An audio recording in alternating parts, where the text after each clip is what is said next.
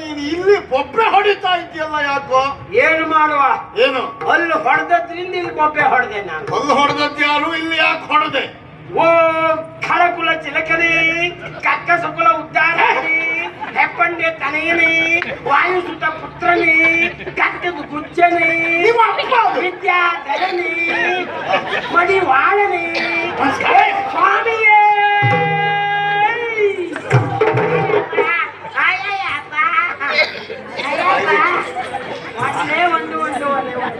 ಬಾಯಿಗೆ ಬಂದದ್ದನ್ನೆಲ್ಲ ಹೇಳ್ತಾ ಇದ್ದೀಯಲ್ಲ. ಮಡಿಯ ನಾನು ಎಂತದ್ದು? ರಕ್ಕಸ ಕುಲ ತಿಲಕನೇ, ಕಕ್ಕಸ ಕುಲ ಉದ್ದಾರಕನೇ, ರಕ್ಕಸ ಕುಲ ಉದ್ಧಾರಕನೇ, ಖಳಕುಲ ಚಿಲಕನೇ, ಹಳ ಕುಲ ತಿಲಕನೇ, ಹೆಬ್ಬಂಡೆ ತನೆಯನೇ, ಹಿಡಿಂಬ ತನಯನೇ, ವಾಯುಸುತ ಪುತ್ರನೇ, ವಾಯು ಸುತ ಪುತ್ರನೇ, ಕಟ್ಟದು ಗುಜ್ಜನೇ, ಹಾಕಿದ್ರೆ ಬಾಯಿ ಹಠಾತ್ ಗಜನೇ. ಹೇಳೋ ಮತ್ತೆ ಹೇಳಿದ್ನಲ್ಲ ಒಡೆಯ, ಮುಂದೆ ಹೇಳಿದ್ ಕೇಳಿಲ್ವಾ? ಮುಂದೆ ಅದಲ್ಲ, ಅದೆಲ್ಲ ಯಾವತ್ತೂ ಕೇಳ್ತಾ ಇರು. ಎಲ್ಲ ಕಡೆ ಎಲ್ಲರೂ ಹೊಗಳ್ತಾ ಇರು. ಯಾರು ಹೇಳ್ದೋದು ಎರಡು ವಿದ್ಯಾಧರಿ ಹೇಳಿ ಸಮಾಧಾನ. ಒಡೆಯ ಸತ್ಯ. ಯಾಕೆಂದ್ರೆ ರಕ್ಕಸರಲ್ಲಿ ಉಂಟಲ್ಲ, ಈ ಭೌತಿಕವಾಗಿ ಕೆಲವರು ಬೆಳೆದದ್ದು ಉಂಟು, ದೈಹಿಕ ಬಿಡಿ ಅವ್ರಿಗಿದ್ದದ್ದೇ ಹುಟ್ಟಿದ ಕ್ಷಣಕ್ಕೆ ಬೆಳವಣಿಗೆ ಆಗ್ತಾ ಉಂಟು. ನಾವು ಅದಲ್ಲ, ಆದ್ರೆ ವಿದ್ಯೆ ಧರಿಸಿದಂತೆ ಎಲ್ಲರೂ ಇಲ್ಲ, ಆರ್ಜಿಸಿಕೊಂಡವರಿಲ್ಲ, ಅಪರೂಪಕ್ಕೆ ಬೆರಳೆಣಿಕೆಯಲ್ಲಿ ಸಿಕ್ಕುದು ನನ್ನಂಥವನ್. ಅದ್ರಲ್ಲಿ ನೀವು ನನಗೆ ಸಂತೋಷ ಆಗ್ತು. ಏನ್ ನೀವು ಕಲ್ತದ್ದು ಕೈ ಅಯ್ಯೋ, ನಂಗೆ ನಿಮ್ ಬಗ್ಗೆ ಗೊತ್ತಿದ್ದಷ್ಟು ಮತ್ತೆ ಯಾರು ಅಷ್ಟೇ ಅಲ್ಲ, ಮಡಿ ವಾಳನೆ ಯಾಕೆ ಹೇಳಿದೆ ಅಂತ ಅರ್ಥ ಆಗಲಿ. ಸತ್ಯ ಸರಿಯಾಗಬೇಕು ಅಂದ್ರೆ ಮಡಿವಾಳ ಪಾರಣಿ. ಆದ್ರೆ ಬೇಡ, ಅದು ಇಷ್ಟಕ್ಕೆ ಸಾಕು ಅಂತ ವಿಚಾರ ಮಾಡಿ. ಏನು ಅದರ ಅರ್ಥ? ಒಡೆಯ, ನಾವು ಮಾಂಸ ತಿನ್ನುವುದು, ಹೆಂಡ ಕುಡಿಯುವುದು ನಾವು ಮೊದ್ಲಿಂದ ಮಾಡ್ಕೊಂಡು ಬಂದದ್ದು ಹಾಗೆ. ರಕ್ಕಸರು ಅಂದ್ರೆ ಹಾಗೆ. ಸಂಸ್ಕಾರ ಇಲ್ಲದೆ ಹೋದವ್ರು ಹೆಚ್ಚು, ಇದ್ದವ್ರು ಇದ್ದಾರೆ, ಭಾರಿ ಕಡಿಮೆ ಒಡೆಯ. ಆದ್ರೆ ಆ ಮಟ್ಟಿಗೆ ನನ್ಗೆ ಸಂತೋಷ ನಿಮ್ಮದ್ದು. ಯಾಕೆಂದ್ರೆ ನೀವೆಂತ ಪರಿಶುದ್ಧ ವ್ಯಕ್ತಿತ್ವ. ಎಲ್ಲ ರಕ್ಕಸರಾಗಲ್ಲ, ಸಂಸ್ಕಾರ ಉಳ್ಳವರು, ಮಡಿಯುವಂತರು. ಅಯ್ಯೋ, ನೀವು ತೊಡುವ ಆ ಬಟ್ಟೆ ಗಿಟ್ಟೆ ನೋಡಿ ನಿಜವಾಗಿ ಎಷ್ಟು ಶುದ್ಧ. ಯಾವ ಮಡುವ ತೊಳ್ಕೊಟ್ಟ ಯಾರು ಬರ್ತಾರೆ? ಅಲ್ಲಲ್ಲ, ಅದೇ ನಿಜವಾಗಿ ಮಡಿವಾಳ ಮಡಿ ಮಾಡಿದ ಬಟ್ಟೆಯೂ ಹಾಗಿರ್ಲಿಕ್ಕಿಲ್ಲ, ಸಾಧ್ಯ ಇಲ್ಲ. ಅಂತ ಪರಿಶುದ್ಧ ಉಡುಗೆ ತೊಡುಗೆ, ನಿಮ್ಮ ಸಂಸ್ಕಾರ ಮತ್ತೆ ಯಥಾರ್ಥಕ್ಕೆ ನೀವು ಬಂದ ಮೇಲೆ ನಮಗ ಅದು ಉಪದ್ರ ಉಂಟಲ್ಲ.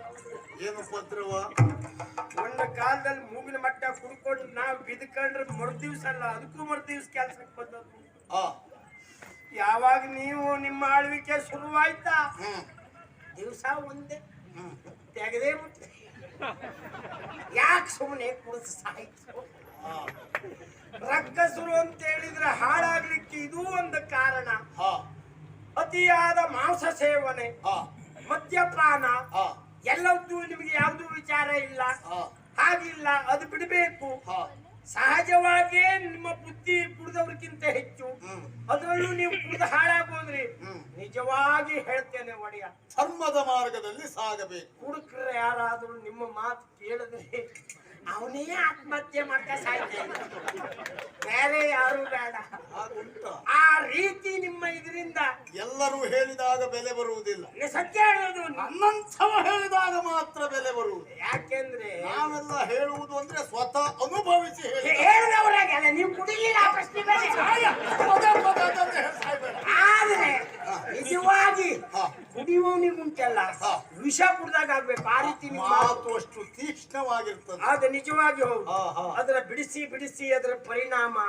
ಮತ್ತೆ ಕುಡಿದ್ರೆ ಮನೆಗೆ ಹೋಗುದಿಲ್ಲ, ದಾರಿ ಬದಿಗೆ ಬಿಟ್ಕೊಂಡು ಸಾಯ್ತೀರಿ, ಮನೆಯವರೇ ಹುಡುಕ ಬರ್ಬೇಕು. ಅದೆಲ್ಲ ನಿಮ್ಮ ಈಗ ನೀನು ಕೂಗಿದ್ದ ಕುಡಿದ ಸುದ್ದಿ ಮಾತಾಡ್ಲಿಕ್ಕೆ ಬೇರೆ ಏನಾದ್ರು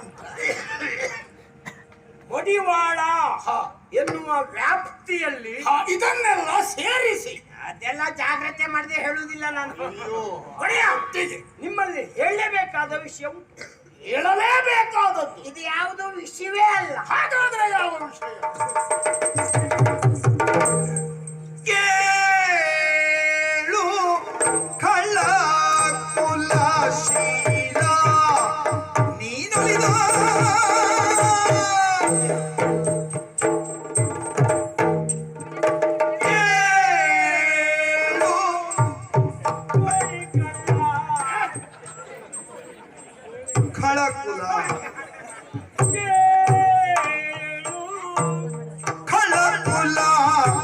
ಶೀಲ ನೀನೊಲಿದು ಎಂತದ್ದು? ಶೀಲ ಕೆಲಸ ಮಾಡುವುದು ಒಳ್ಳೆಯದು. ಶೀಲ ನೀವು ಒಲಿದು. ಶೀಲ ನೀನೊಲಿದು ಶೀಲ ನೀನೊಲಿದು ಶೀಲ ನೀನೊಲಿದು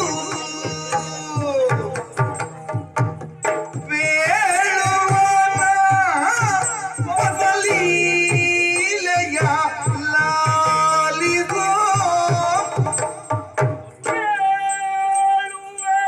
ನಾ ಲೀಲೆಯ ಲಾಲಿದು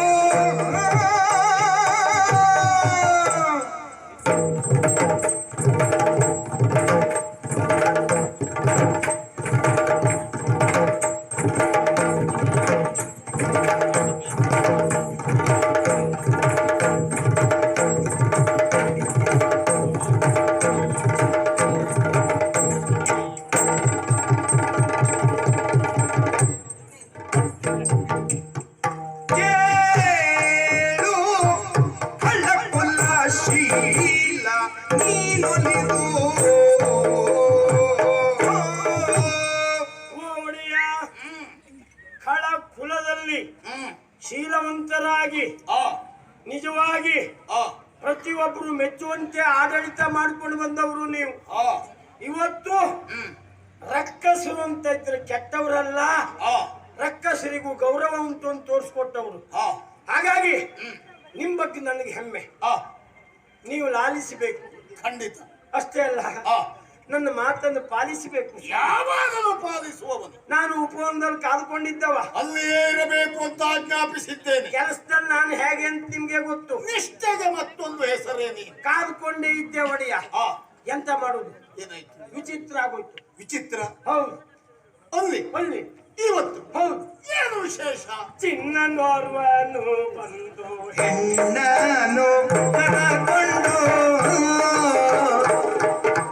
ಚಿನ್ನನೋವನ ತಂದು ಚಿನ್ನನೋವನ ತಂದು ಹೆಣ್ಣನು ಕರಕೊಂಡು ಹೆಣ್ಣನು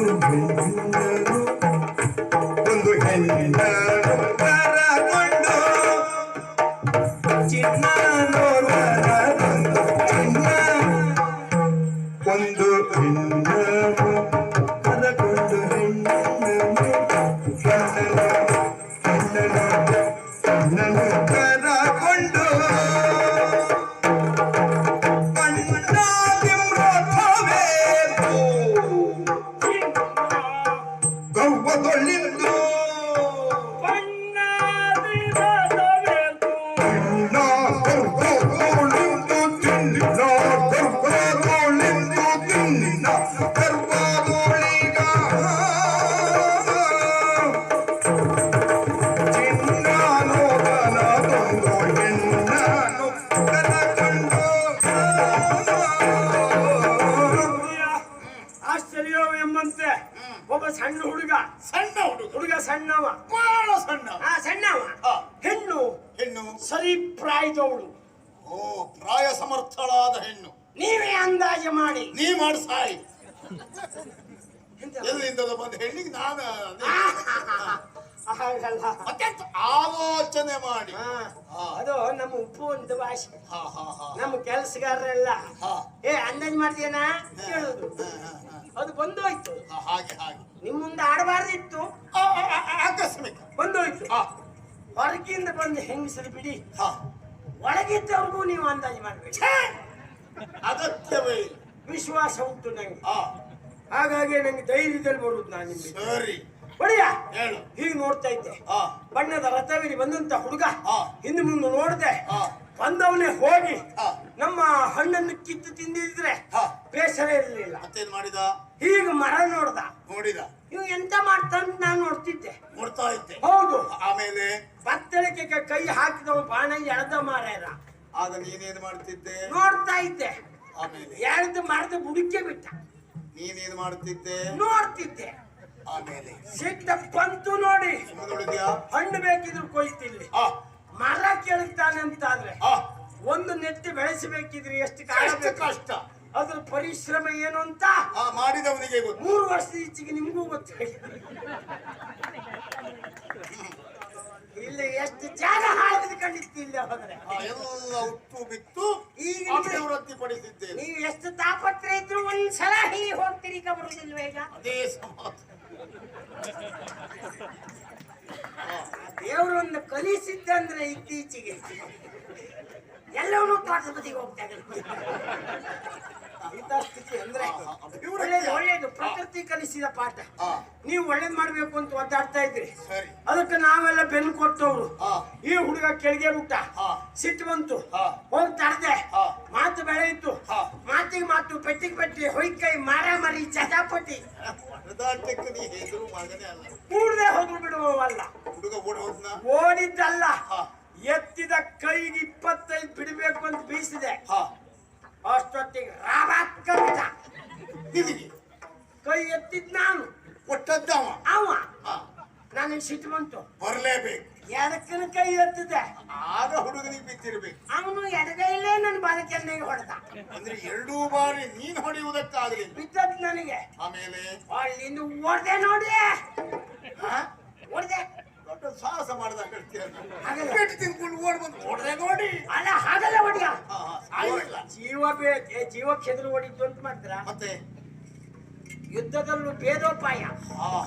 ಬೇರೆ ರೀತಿಯಾದ ಯುದ್ಧ. ಊರು ಹೋಗಿ ನಿಂತ್ಕೊಂಡು ಒಂದು ಕಲ್ಲು ಕುಂಡು ತೆಗೆದು ಬಿಟ್ಟೆ. ಅದು ಹುಡುಗ ಸತ್ತೋದ್ನ? ತಾಗ್ಲಿಲ್ಲ. ಸಾಯ್ತಿದ್ದ, ತಾಗಲಿಲ್ಲ. ಆಗ್ಲಿಲ್ಲ. ಹೋಗ್ಲಿ ಅಂದೆ, ಮತ್ತೊಂದು ಕಲ್ಲು ತೆಗೆದು ಬಿಟ್ಟೆ. ಆಗ ನೆಗೆದು ಬಿತ್ತು. ತಪ್ಪೋಯ್ತು. ಈಗ ಇನ್ನು ಪ್ರಯೋಜನ ಇಲ್ಲ ಅಂತ ಹೇಳಿ ಎದ್ರ ಹೋದೆ. ಹೋಗಿ ನೋಡಿ, ಒಂದು ಸಲ ಜಿಗಿದಿದ್ದೆ, ಚೆಂಡನ್ನು ನೆಲ ಕಪ್ಪಳಿಸಿದರೆ ಯಾವ ರೀತಿ ಪುಟಿಯುವುದಿಲ್ವ ಹಾಗೆ ರಂಜ ಹೋದೆ ಮೇಲೆ. ಇದೇನು? ಹೋಗಿ ಸುಯ್ಯ ಕೆಳ ಬಂದೆ. ಹೋದ ಮತ್ತೆ ಕೆಳಗೆ ಬಂದೆ ಅಂದ್ರೆ ಅವನ ತಲೆ ಮೇಲೆ ಪಾದ ಊರ್ಬೇಕು ಅಂತ ಹೊಸ ರೀತಿಯ ಯುದ್ಧ. ಕೆಳಗೆ ನೋಡ್ಕೊಂಡಿತ್ತಿಂದಪ್ಪ ಅವ. ಇವನು ಕುತ್ತಿಗೆ ಚಂಡೆ ಮುರಿದೋಯ್ತು ಅಂತ ಲೆಕ್ಕ ಆಗ್ತದೆ. ಸ್ವಲ್ಪ ಅಲ್ಲಿ ಹಿಂಗ್ ಸರ್ಕಾರ ನೀನು ಬಿದ್ದದ್ದೆ ಅಂದ್ರೆ ಹೇಗೆ ಹೊಡೆಯ? ಹೇಗೆ? ಹಣ್ಣಾದಂತ ಹಲಸಿನಣ್ಣು ಮರದಿಂದ ಹಿಸ್ತಿ ಅದೇ ರೀತಿ ಬಾಸೋ ಪರಿಸ್ಥಿತಿ ಸದ್ಯ ಹಾಗೆ ಉಂಟು ನೋಡಿ. ಬೀಳುವುದೆಲ್ಲ ಬಹಳ ಅಪಾಯನೇ. ಅಲ್ಲ, ಇನ್ನು ಹೆಚ್ಚು ಕಾಲ ಇಲ್ಲ. ಎಲ್ಲ ಹೇಳಬೇಡ ನೀನು, ನಾನೇ ಹೇಳ್ತೆ. ಯಾಕಂದ್ರೆ ಎದುರಿದ್ದ ಕೆಟ್ಟ ಬಾಯಿಗೆ ಏನಾದ್ರೂ ಬರುವ ಬದಲು ನಾವೇ ನಾನಾದ್ರೂ ಉಂಟಲ್ಲ ಆ ಮಟ್ಟಿಗೆ ಒಂದು ಕೆಟ್ಟ ಅಭ್ಯಾಸ. ಏನು? ಕೊನೆ ಉಸಿರಿರು ತನಕ ಪ್ರಯತ್ನ ಬಿಡುವವಲ್ಲ. ಆ ಮಟ್ಟಿಗೆ ನಿನ್ನ ಮತ್ತು ಮೆಚ್ಚದೆ. ಯಾಕೆಂದ್ರೆ ನಿಮ್ಮ ಕೆಲಸದವ. ನನಗೆ ನಿಮ್ ಬಗ್ಗದೇ ಹೆಮ್ಮೆ. ಕೊನೆ ಉಸಿರಿರುವಲ್ಲಿ ನೀವು ಮಾಡ್ಲಿಕ್ಕೆ ಒಂದೆರಡಲ್ಲ, ಏನು ಮಾಡಿ. ಆ ಯೋಗ್ಯತೆ ಇದ್ದವರು, ಏನು ಮಾಡುವ ಸಾಧ್ಯತೆ ಇದ್ದವರು, ಮಹಾಮಾಯಾವಿ ಯಾರು ಉಂಟು? ಇಲ್ಲ, ಹುಟ್ಟಿದವರೆಲ್ಲ ಮಾಯಾವಿಗಳಂತೂ ಉಂಟ. ಸಾಧ್ಯವೇ. ನೀವು ಕಲ್ತು ವಿದ್ಯೆ ಒಂದೆರಡಲ್ಲ. ನಾನು ತಡ ಮಾಡಲಿಲ್ಲ. ಬಿದ್ದಲ್ಲೂ ಸೋಲು ಒಪ್ಪಬಾರ್ದು, ಸಾಯುವುದಾದ್ರೂ ಒಡ್ಡಿಲ್ಲ. ಅವನು ವಿರೋಧಿಸಿದೆ ಅಂತ ಗೊತ್ತಾಗ್ಬೇಕು ಅವನಿಗೆ. ಏನ್ ಮಾಡುದು? ಎದ್ದು ನಿಲ್ಲಿಕ್ಕಾಗುದಿಲ್ಲ. ಆದ್ರೂ ಬಿಡ್ಲಿಲ್ಲ. ಹೀಗ್ ಕೈ ಹಾಕದೆ ಬಿದ್ದಲ್ಲೇ. ಬಲ್ಲವರ ಮಾತು ಉಂಟು, ಏನಿಲ್ಲ ಅಂದ್ರು ಬಾಯಿಗೊಂದು ಮುಷ್ಟಿ ಮಣ್ಣು ಹಾಕೊಂಡಾದ್ರು ಜಗದ ಅವನು ಮುಸುಡಿಗೆ ಉಗಿಯುವ ಅಂತ. ಅಷ್ಟು ಸಿಟ್ಟು. ಬಿದ್ದಲೇ ಹೀಗ್ ಕೈ ಹಾಕ್ರೆ ಮಣ್ಣು ಸಿಕ್ತ ಕೈಗಂಟ ಸಿಕ್ತು ಒಡಿಯ. ಬಾಯಿಗೆ ಹಾಕಿದ್ಯಾ? ಬಾಯಿಗೆ ಹಾಕದೆ ಒಡಿಯ. ಜಗದಿಯಾ? ಅಯ್ಯೋ, ಮೂಗು ಬಿಡ್ಲಿಕ್ಕೆ ಆಗುದಿಲ್ಲ. ನಮ್ಮ ಕೆಲಸದವ್ರು ದೂರೋಗಿ ಸಾಯ್ದು ಹೇಳಿದ್ದೆ. ಒಳ್ಳೆ ಎಂತ ಮಾಡಿ ಸಾತಿದ್ರು ಕಾಣ್ತದ. ಬಾಯಿಗೆ ಹಾಕೊಂಡಿದೆ, ಬಿಡ್ಲಿಕ್ಕೆ ಆಗುದಿಲ್ಲ. ಮೂಗು ಜಗಿಲಿಕ್ಕೆ ಎಂತ ಉಂಟು? ಜಗದ ಮೇಲೆ ಎಂತದ್ದು ಇಲ್ಲ. ಅದನ್ನೇ ತೆಗೆದವನು ಮುಖ ಪೂರ್ಣ ಉಗಿಯುವ ಅಂತ ಪೂರ್ಣ ಉಗಿಲಿಕ್ಕೆ ಹೋದೆ. ಅವ್ನು ಭಯಂಕರ ತಿಳ್ಕೊ ಮುಷ್ಟಿ ಕಟ್ಟು ಬಾಯಿ ಮೇಲೆ ಗುದ್ದೆ ಬಿಟ್ಟ. ಇದು ಮುಗಿಲಿಕ್ಕೆ ಆಗ್ಲೇ ಇಲ್ಲ. ಗುಳುಮ್ಮನು ಏನ್ ಮಾಡುವ? ಬಾಯಿಗೆ ನೀರ್ ಹಾಕುವಂತ ನೋಡ್ದೆ, ಎಲ್ಲೂ ಸಿಕ್ಕಲಿಲ್ಲ. ಅದೇ ಬಾಯಿನಲ್ಲಿ ಬಂದು ನಾನು ನಿಮ್ಮ ಹತ್ರ ಮಾತಾಡಿದ್ದು. ಅಲ್ಲ, ನನಗೆ ಅದೇ ಬಾಯಲ್ಲಿ ಬಂದು ಮಾತಾಡಿದ್ದು ಬೇಸರ ಆಗಲಿಲ್ಲ.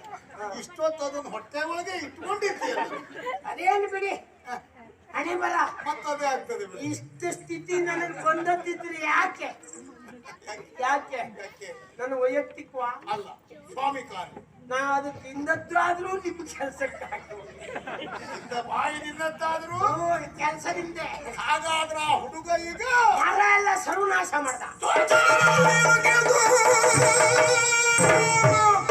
ಚರನ ನುಡಿಯನ್ನು ಕೇಳಿದು ಕಣ್ಣುಗಳ ಉರಿಯ ನುಗುಳುತ್ತ ಪ್ರಳಯ ಕಾಲದ ಹರನ ಪರಿಯಂತೆ ಪ್ರಳಯಕಾಲದ ಹರನ ಪರಿಯಂತೆಂದು ಗದ್ದುಗೆ ನಡೆ ಹಾಯ್ದ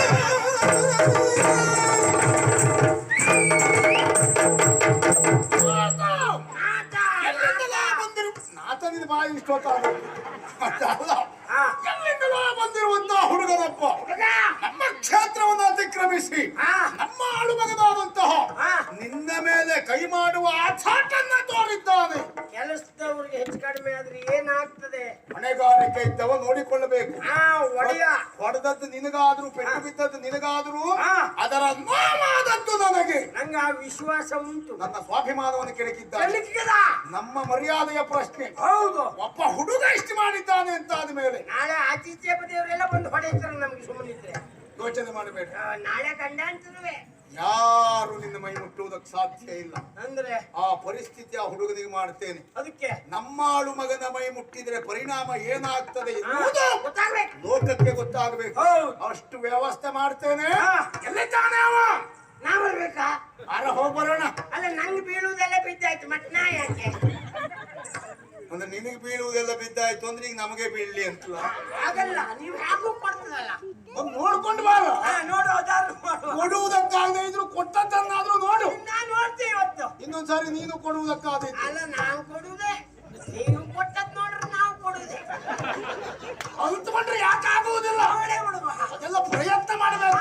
ಮಾಡ್ತೆ ಈ ಪ್ರಾಯದಲ್ಲಿ ಅಂದ್ರೆ ಮತ್ತೆ ಯಾವಾಗ? ಹೌದಾ ನಾನೀಗ 25 ಅಲ್ಲ 25 ಕಾರ್ಯಕ್ರಮ ಶುರು ಮಾಡ್ತೆ ಬಂದೆ